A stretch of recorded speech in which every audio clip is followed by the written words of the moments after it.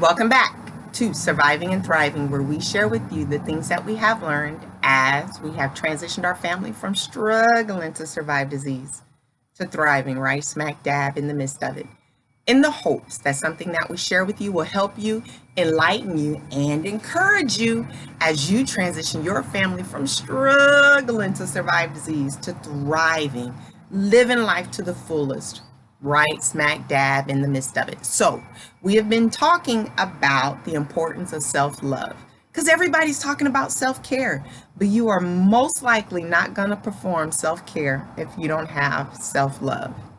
So, we talked about defining it in our first video. For the purposes of our videos, what are we talking about, right? We defined it. In our second installment, we talk about the importance of fixing yourself up. Last month, if you hadn't seen that one, please go back and watch it. We were talking, it was a good one. It's really good for you. We were talking about being authentically you, but there's a lot in that you have to go back and listen to, right? And then take the time to look at yourself in it. I had to take the time to look at myself in it to bring it to you, and I'm still looking at myself, right? So let's talk about this installment. Let's talk about the importance of fighting for yourself, okay? Because it's really important. But before we dive into the importance of fighting for yourself, let's talk about reasons why you might not want to fight for yourself, okay? Because that's really important too. Because when we can talk about the reasons why you might not, some of them at least, we're going to talk about it, then maybe we can address it and turn it around so that we will fight for ourselves, right? So sometimes when you're dealing with chronic illness, there are those who get a diagnosis, know something's going on with their body. They may be told what they need to do to correct the situation, but they value laziness and not exercising, right? More than they value their own life and their own body and their own family. Or they may value what they put in their stomach, the food that they eat, more than they value their own life. And so they're not even thinking about making the changes because it just seems like that's too grave and too drastic. And so you might hear some people say, I've been eating this way my whole life. My grandmama ate this way. I ain't gonna stop eating that. Or some people be, why should I change what I eat? I'll just use the insulin shot to, balance out my craziness. And then they can't figure out why they're going through drastic changes and all kind of mess because they don't value themselves enough to do the things that they need to do for life. So sometimes people don't fight because their value is placed on the wrong things, right? And in the wrong places. Let's talk about some other things of why people may not fight for themselves. Sometimes you can have fight, right? And you're doing the things that you know that you need to do. But sometimes you get wore out. You get tired, especially if you've been in fights for a long time. You just get tired and you don't have the strength and the energy to fight for yourselves, right? There are times where you've been fighting battle after battle. You win some, you lose some you win and don't even feel like you won. You feel like you lost. Some you win, right? And you know it's a win, but you lost a lot while you was winning. Sometimes the disappointment of I won, but I really didn't get what I was looking for, the outcome the way I thought that it should come or what I was believing for, right? Sometimes it's just the losses. Sometimes you fight valiantly and it's the losses. And it kind of kills something on the inside of you. It wears you out. It's disappointing. It can be devastating and it kills your hopes, right? Sometimes you could be fighting, you're fighting valiantly, you're winning some, you're losing some, but you're keeping at it because you got this big thing ahead of you. And you're rallying up because you're trying to get to a certain place, a certain point. Then that thing that you're trying to get to, that place that you're trying to get to comes about. And it ain't what you thought it was. And what you were believing for didn't come that way. You know what I mean?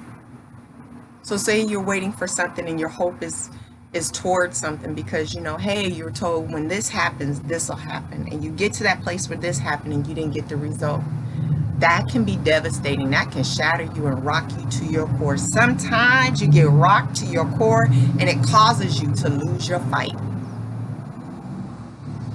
Then there are others, right? I'm kind of in this other category a lot. I've been in all of these, and I dibble and dabble in all of these at some point. We all do, right? We have different seasons in life. But there's sometimes you're a fighter. I'm a fighter. I'm a soldier. You a soldier? You're a soldier because you're still here, right? But there are times disappointments come. Sometimes you just get tired, right? When you can get really hurt, you can get really disappointed. Sometimes you're just tired. And guess what? You ain't got it in you to fight. Or sometimes you just don't want to fight no more because your hope is gone. But you don't really know how to not fight. So you're kind of torn on the inside. And it kind of disturbs your peace because you're double-minded. So in a sense where you can not really be fighting, and you're doing things that you're not supposed to do, you're lacking discipline, but you can't quite go all the way over to the other side because, that fight is in you and you know better. And so you vacillate in between, and it's almost like self-sabotage because you're doing things you don't need to do, but then on one hand, you got boundaries, you ain't gonna go that far because they're still fighting you. Then there's some who quit fighting and they're lying to themselves and they still think they're fighting. So those are a few things that we could talk about that I just wanted to point out. Maybe you can identify with something like that or something else. Your fight, right? Where you lose fight. Where you don't have the fight to do the things that you need to do for life.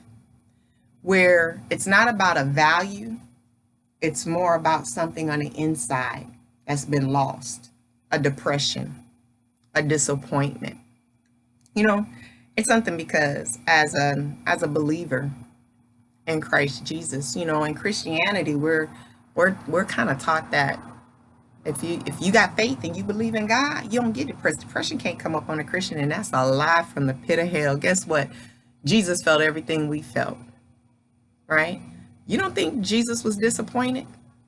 I think he felt disappointment a lot. I mean, what about, he just sat and had dinner with everybody and told them this is going to get ready to happen. One of y'all going to betray me. They getting ready to lift me up. And then they said, Lord, who going to betray you? And he said, the one that I hand the bread to. So he pointed Judas out. And then he said, hurry up and go do what you got to do. So then they go to the garden to pray. And he said, y'all pray here. I'm going to go over there and pray. He come back, they sleep. You don't think he was disappointed? You don't think he felt betrayed or upset? You don't think he didn't go through the whole gamut of emotions that people can go through when that happened? Or how about all this that he poured into the disciples day and night, right? And then they come back and then, he's like, how long must I be with you? You have little doubt, of little faith, right? You don't recognize that disappointment, that frustration, that irritation, right? Jesus felt fear. People think that when you're a Christian, you can't feel fear. When you're going through chronic illness, sickness, and disease, guess what I'm going to tell you right now? You will have moments where you feel fear. Where you be shaking in your boots. It's going to be there. But you fight against it. And you stand firm. And you don't let it come out your mouth. You fill yourself up in the word, right? But Jesus felt fear. Oh, he didn't? Really? You don't think so? What about when he was in the garden? Why was he praying to the Father? And he kept going back and praying after he would tell the disciples, wake up. Why did he keep going back and pray? Why did he say, Lord, if it be Father, if it be your will, take this cup from me? Because he knew it was about to happen. He didn't want to go through that. You think that pain that he knew he was going to go through didn't cause him to shake in his boots? He was afraid. He didn't want to feel that. He didn't want to go through that. But yet, he said, not my will, but your will be done. And we can relate to that. We don't want to go through the things that we're going through. But I know, repeatedly I've said, Lord, I don't want this. I've prayed that Gethsemane prayer. Let this cup pass from me. But then when I see, you know what? Lord, not my will, but your will be done. Right? So this is my faith fight. This is my worship to God. Because this is my sacrifice. This isn't what I want to go through. But I'm going to glorify you in it because you see fit for me to go through it. So Jesus understands. And depression can make you lose your fight. Disappointment can make you lose your fight. So how do we combat all of that? Well, as far as all the disappointment, the depression, getting tired, getting weak, being worn out, one thing we know that in the Bible is that, like we were talking about in Gethsemane, what did Jesus go do? He stole away to pray, right? He was always going away by himself to pray. And so we got to fill ourselves up with his word, fill ourselves up with his presence.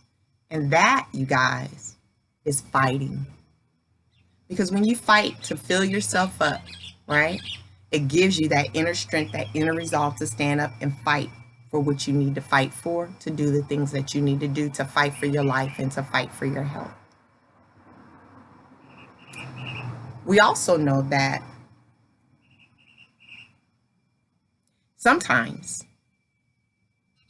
the depression, the disappointment, the tiredness, the weariness can be so deep, you just don't have it in you. It's hard to pray. You can't even really cry. Sometimes that self-pity sets in because, depression and self-pity, they go hand in hand. They like conjoined twins or something, right? And I'm always say that when you get to start talking Shakespearean or Old English, alas, woe is me. Oh, then you in self-pity, right? But they go hand in hand, that self-pity and that depression. And sometimes when that sets in, or that weariness, that tiredness, that beat upness, right? Sometimes it's hard to get the strength to even pray, to even want to get in your word, to even worship. Good time to call for help if you need it. It ain't nothing wrong with saying, Lord, help me. Lord, have mercy on me. I pray that all the time, especially in those types of situations. I pray it all the time. Sometimes you got to get a song. Last year, remember I was gone for a little bit. I went through something really deep. I'm sure this real quick and we'll get back on point. And I couldn't pray. I was going through what we're talking about. I didn't have the fight in me. So all I could do is listen to a couple songs over and over again. And those songs were You Are God Alone. But mainly I was listening a lot to In the Secret Place. And they really helped me. Did they help me get out the funk? Nope. But they helped me to hang on. And you know what really helped me is when my daughter sent me a text in a hospital. She sent me a link and she said, Mama, listen to the song. And I was listening to Hold On by Need to Breathe. And the words in the song was, hold on. All these things take time. These things, they take time. All these things I've learned is never a straight line. So hang on. It's not hold on, the song is hang on. So hang on. And I listened to that over and over again just for that line because it caused me to be able to hang on when I didn't think I could hang on enough. So sometimes you got to get you a song and you might not be able to sing it, but you can listen to it over and over again to help you to get that fight. Because there are some fights, y'all, that can't nobody fight for you. And a health battle is it, depression is it, disappointment is it, because it could take you to places that you don't want to go. And it can get you to a place that you can't get out of. Sometimes you can get to a place in a health walk that you can't come back out of. And doctors can't help you or anything because you waited too late to do what you needed to do. Sometimes you can get in such a funk that you can't get yourself out of the funk that you're in. So the best thing to do is not even go there. So when you see yourself talking that Shakespearean, talking about woe is me, alas, right? You need to stop before you get somewhere. And the way you do that and the way you stop is you start having to tell yourself, I'm not thinking certain thoughts. I have the mind of Christ. And you got to fight it each time. You got to put your worship in when you can't get in your word. And you got to learn how to encourage yourself in the Lord so that you don't allow yourself to go somewhere that you don't really want to go. Now, why are you worth the fight? Why are you worth it?